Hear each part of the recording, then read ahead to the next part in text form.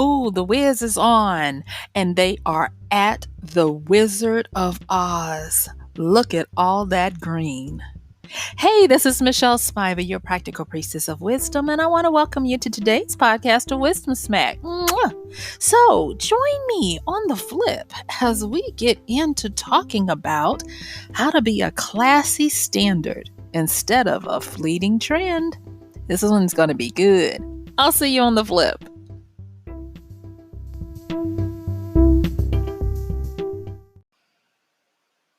So I'm talking to one of my nieces the other day, and we got to talking about how to know the difference between something that's going to last and something that's just a passing trend. And when she asked me, how do you know how to pick something that's going to stick? And I had to think about it, but then I started talking with her, and I remember bringing up this scene from The Wiz. Now, for those of you who do not know what I'm talking about, you can quickly Google it. But The Wiz was a Broadway play turned into a movie back in the 70s, that it would be the 1970s. That the movie version starred Diana Ross with her magnificent self and Michael Jackson. And it was an urban take on the classic Wizard of Oz. Well, when they finally made it to the Emerald City, there was a famous sequence of people that were on a runway strutting about the center of the city. And I was always spellbound by the time they got to this part. I mean, the lyrics are a chant, and they say things like, "You've got to be seen in green. Don't tell them your cupboard's bare, that you gave them 1 week's fee to pay for your colored hair." Ooh, ooh, ooh. And then an announcement comes, and the great, powerful Oz talks over the loudspeaker and says, "Hey, I thought about it, and green is dead. Till I change my mind, the color is red." And so then they start to chant, "I wouldn't be seen in green. Ooh, I wouldn't be caught dead. And if I'm caught at all, then catch me dead in red."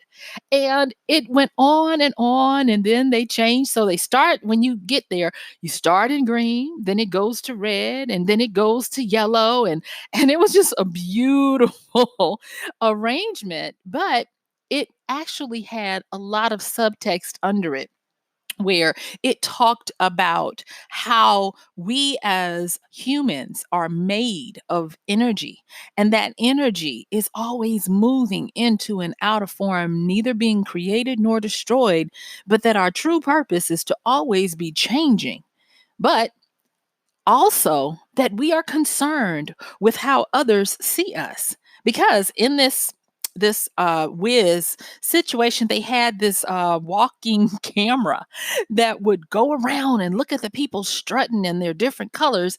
And at the time, the camera would pick the most stylish, and they would stop and pose. And then so Dorothy and Scarecrow and the lion and all of them, they want to get a picture, and they try to run in front of the big camera to get their picture taken. The camera takes a look at them, turns his proverbial head up, and walks away. And it was just amazing. But I always remembered that, in how people's attention spans can be short, and people are made to be fickle. Now, I've talked to you guys about many different books on this podcast, and y'all know I love to read, and all of the different things that go into our being predictably irrational, and how we are made to want to always be on the hedonistic treadmill. I've talked to you about the book Sapiens, where the author talks about how it was that darn wheat. When we domesticated wheat, we exchanged a part of our life, because wheat opened up a whole new world to us that got us started on this quest for more. And it's just a brilliant treatise in that book. If you've gotten it, please read it. If you haven't, get the book. It's a beautiful work. But even with that, as part of what I do in my everyday, I get an opportunity to help people to change their lives, whether I'm teaching them how to write a book or I'm working with them on how to make their businesses shine and find their specialness of how to find their place in the world. And I've realized that over the years, it's because I have actually been taught and experienced how to find what is a trend and what is a classic. And so when my niece and I were talking the other day, and she was like, "Well, what is it?" And I had to think. And I was like, "You know what? I think I have the curse of knowledge because I tend to think that everybody knows how to do this." And so if you'll permit me for the next few minutes, I'm just going to go over some things. Now, some of them that I'm going to say, you're going to be like, "Oh, yeah, I know that." Or it's going to click for you like, "Yeah, that makes sense." And then some of it, you're going to be like, "Wow, okay."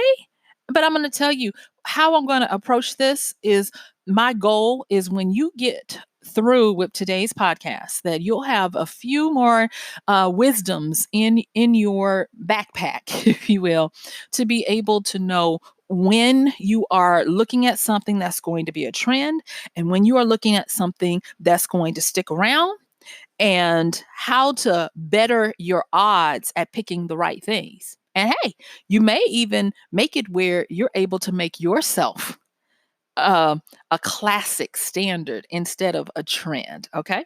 All right. So the first thing I want to say is this: people, for the most part, are willing to in how can I say it? Okay, I'll just say it the way I want to say it. People are willing to endure Britney as long as Beethoven is around when they want it.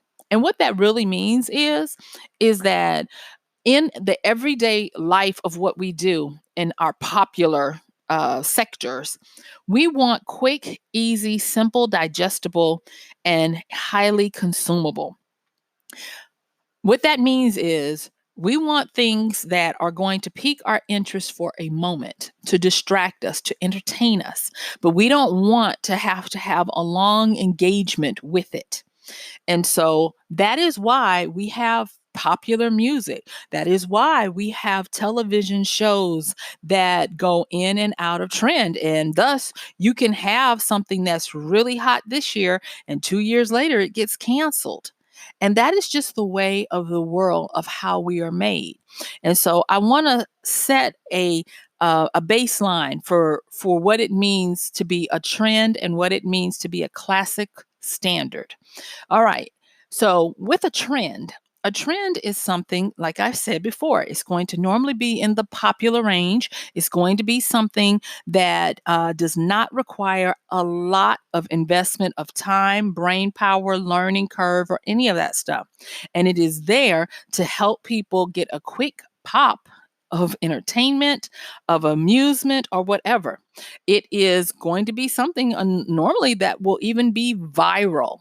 And I'm assuming you know what viral means in this context, but for those who don't, something that is an earworm, something that weaves its way through the zeitgeist or society very quickly. And it's something that people want to know about so that they can be in the know of what everyone is talking about. Okay. It's the latest sensation, those types of things. Okay. So when we talk about a trend, we're talking about things that flow with our moods and fluctuations. It is short-lived, however you want to say that, and it is made to have a big splash but no depth. Okay. The next thing is the classy standard or the classical.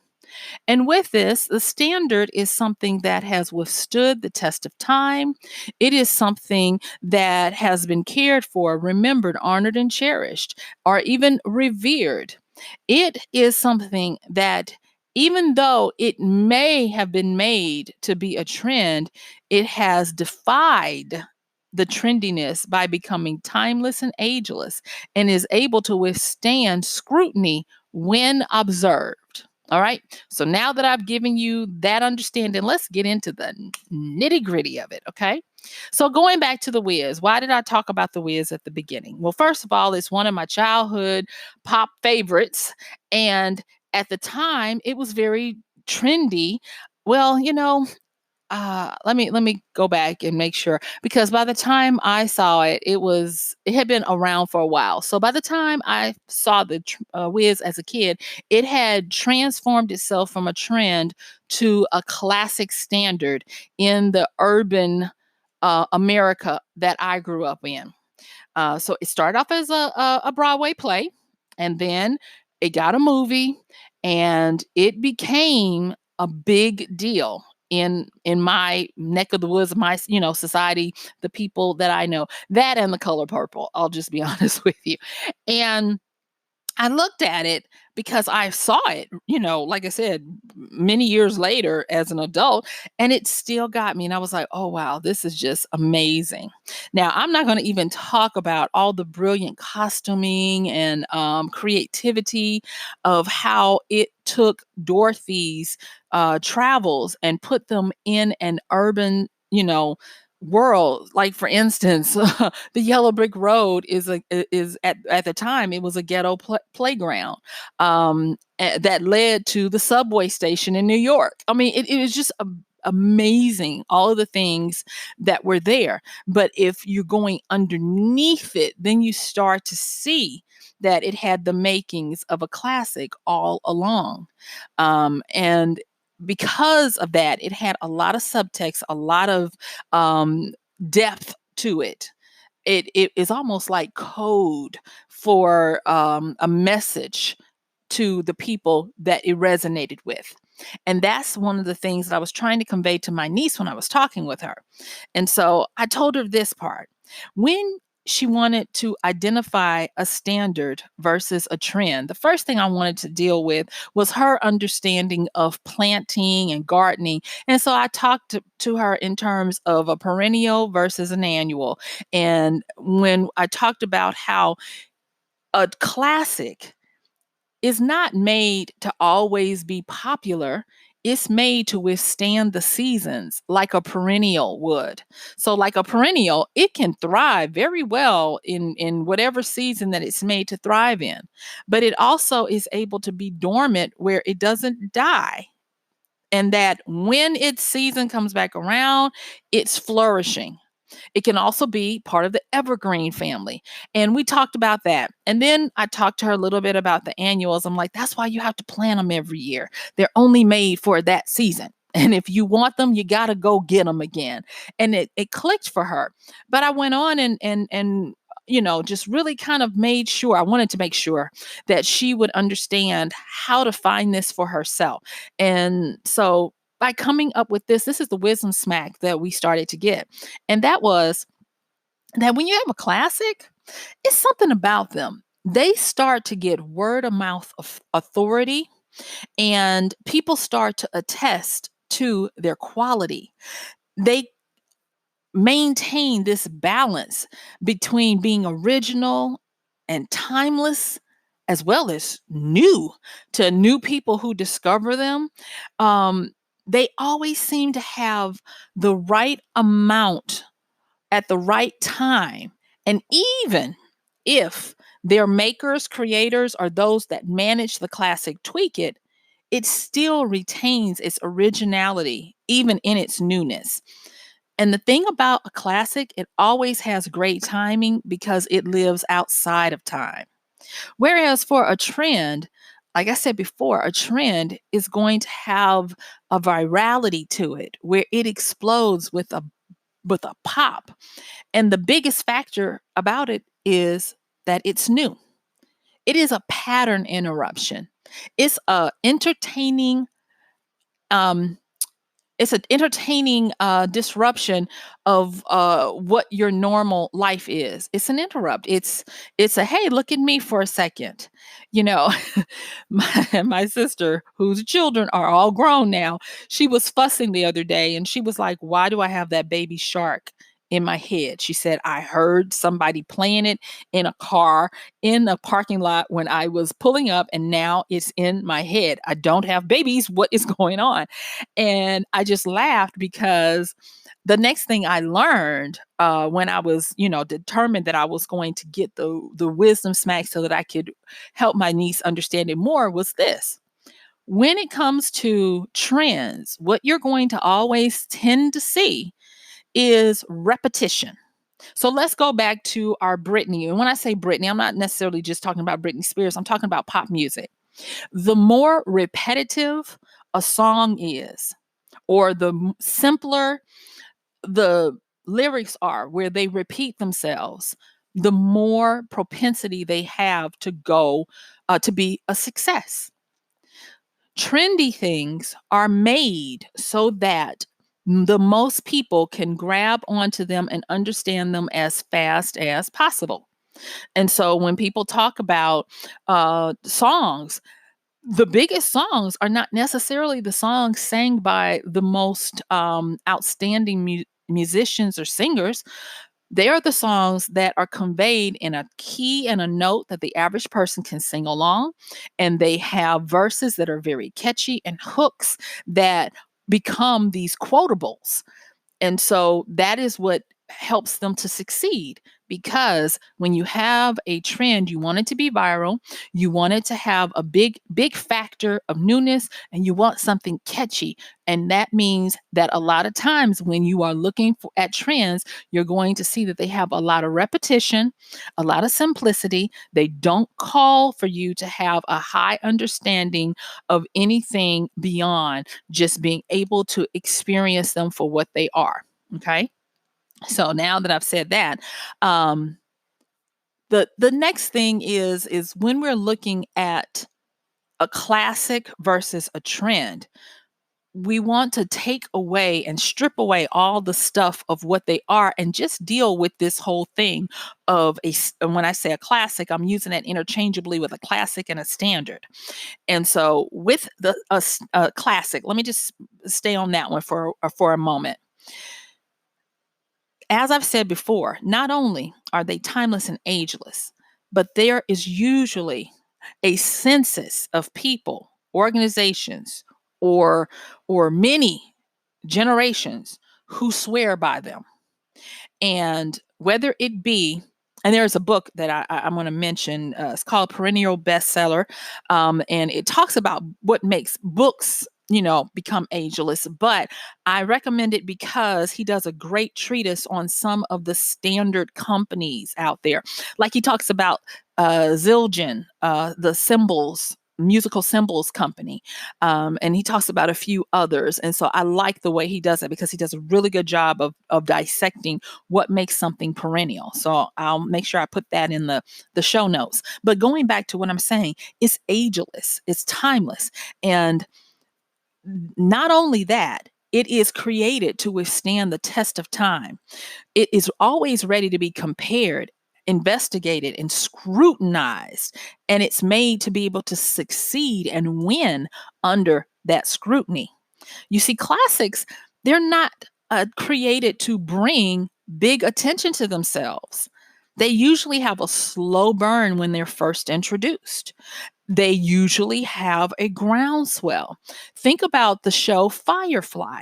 It was on for one season and it's been off the air going on many, many years, at least well over a decade. And yet and still, this show has a cult like following to the point where it has now permeated into the larger cult of people, if you will, who love science fiction. It's become part of the lexicon of our lives. Certain things that they say about the show. And if you don't know the show, you can easily go and, excuse me, look at any kind of wikis or anything like that.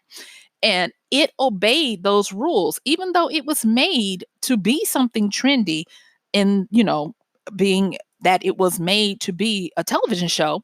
It hopped over into the classics because it obeyed these things. It became timeless. The show's components were not necessarily heavy on technology as much as they were heavy on the interpersonal relationships and the things that the genre called for with how they handle stuff. It was also that slow burn where it didn't take off. That's why it only got one season. But through the years, it withstood the test of time. Then it was cared for, remembered, honored, and cherished and revered, and thus it became a classic. Now, I want to just say a few other things about a classic, and then we'll talk about trends as well. Because my hope is once we go through this, and if you're still with me, thank you, because the stuff that I'm telling you right now, it might sound boring or even convoluted, but trust me, let this marinate. And then when you look at things in society, you're going to be amazed at how you're able to say, oh, that's a trend or that's a classic, because of simple things like this. Okay. So, um, one thing I want to make sure that I say before I move on to trends about classics and standards is that they have continual appeal generation after generation. Think of the little black dress. No matter what is in style, as long as women have a little black dress, they can dress it up, dress it down, and they'll never look like they are out of order. They'll never stick out like a sore thumb. And so that's another thing about these classics. Okay. And so understanding that the classics are able to step outside of time, they don't age. You can't, and when I say they don't age, I'm not saying that you can't tell when they were made, but I am going to say that it's an agreed upon thing that this has become a standard. This has become something else. And I want to say one other thing too is that when you're looking at a classic is something that a lot of people are willing to invest in. Whereas a trend is something that people look at as a cost. I'm going to say a little bit more about that when I move into the trends part. Okay, so now let's talk about our trends. Now, trends are not bad, and a lot of trends have made good to become standards, like our Firefly television series example, and like The Wiz. Trends. Now, the thing is whereas classics are timeless and ageless, and they withstand the test of time, scrutiny, and all this stuff, trends age like avocados, and they actually speed up time because when you have a trend can be very trendy for a moment, a week, a year. And when I say they age, when their time is over, people can quickly look at them as a past trend. They stick out like a sore thumb if you're still trying to use them or wear them. Okay. It's kind of like the faux hawk and all these other things that were popular a few years ago that if you're wearing that now, people are like, okay, that's like the mullet. Give it up, dude. That kind of thing.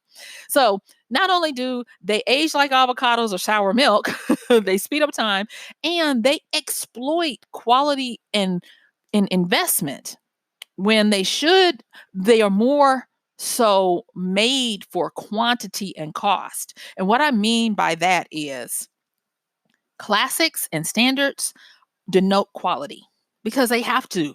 They have to be able to stand the test of time. They can't disintegrate and be cheap, you know. Or if they are, they're so revered that people like treat them like a precious object. Classic comic books, anyone, and the way people treat those with the glove service. But then they're also an investment because with a classic only gets better with time and ages very well where its value increases. Whereas with a trend, they are, like I said, there's plenty of it and it's most likely junk. Okay. And it does not hold its value well. All right. That is why when you go to a lot of places now and you buy season clothes off season, that's why you can get them on a clearance and you can get them at low cost because they were very trendy. And if you wear them outside of the trend, people will know you're wearing a previous season's dress or trend. Okay. All right. So now the next thing is whereas you have classics that are perennial and can come in and out of season or they can always stay the same, you know, where you have trends are cyclical. They come around maybe.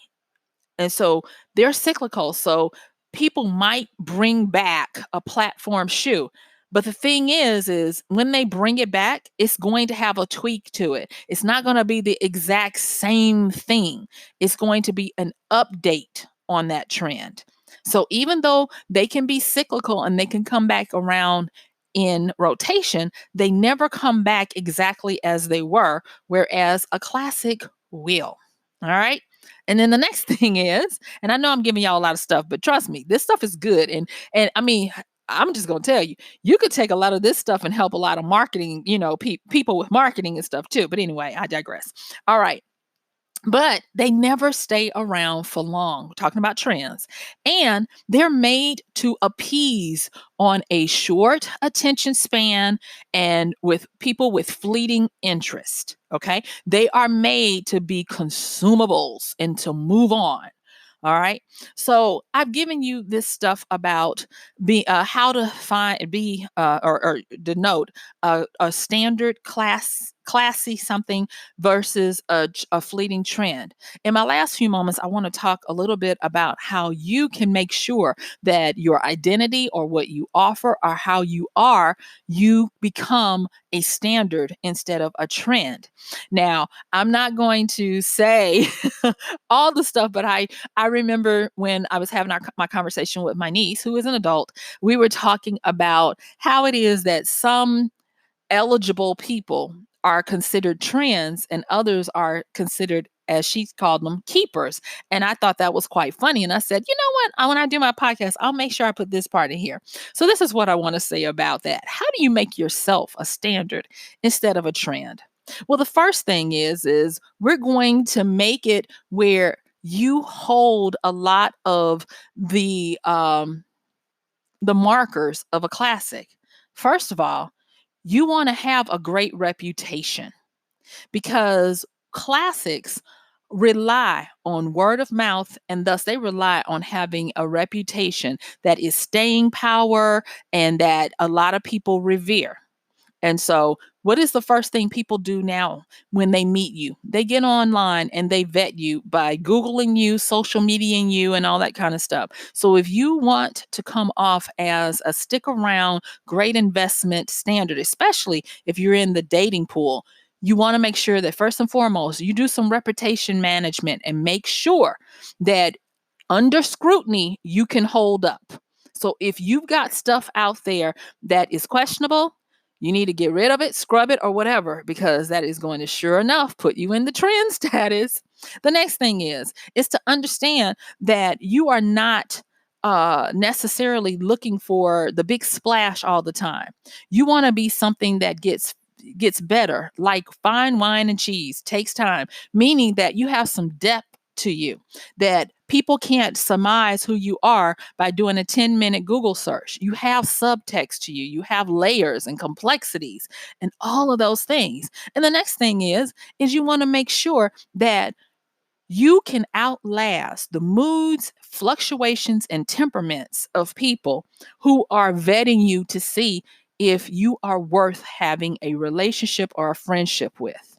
One of the saddest things that I see with people is that they start acting like a trend because they don't know how to have staying power when someone has something critical to say or they don't like something about you. And this is not an indictment on any specific person. It is just to say that if you are going to have high value, you have got to understand that classics are not swayed by the temperaments, moods, and fluctuations of a lot of people. Classics are classics because they remain true to themselves. Am I saying that they become stoic? No, but I am saying that when you have a classic, it is a classic and you know what it is because there is a grounding and a depth to you, to that, or whatever. There is an inherent understanding that with a classic, you get great investment and great quality. And if you can't say that about what you've done, who you are, your beliefs, and those types of things, and you want to be judged on that, then I suggest that you work on your reputation, you work on your groundedness, and you work on what you present to people. Because in today's world, People are always vetting you, whether it be for a relationship, for a job, or for becoming a part of a social group. So I know we have covered a lot and I've tried to make this as fun as possible. Thank you for listening to this point. And guess what? Yep, my time is up. I do thank you for yours.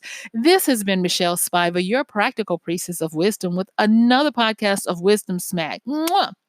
So you know what to do. Check the show notes. Don't forget to use our Amazon link at MichelleSpiva.com/AMZ to help support the show.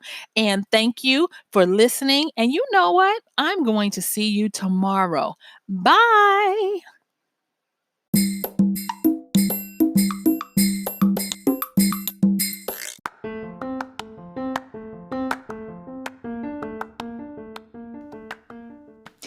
And that's going to do it for today's podcast of Wisdom Smack with Michelle Spiva. If you like this podcast, please help us get the word out. Like, comment, subscribe, and even share. And if you really like it, please help us continue to get the word out by considering using this show's link for Amazon. So when you want to go to Amazon and you do all of your general shopping, please use MichelleSpiva.com/AMZ. It's simple as that. It doesn't cost you anything extra, and this show might receive a little bit of commission that will go towards helping to further get these episodes out to you and to others. So thank you so much for listening. This has been Michelle Spiva with Wisdom Smack. Bye.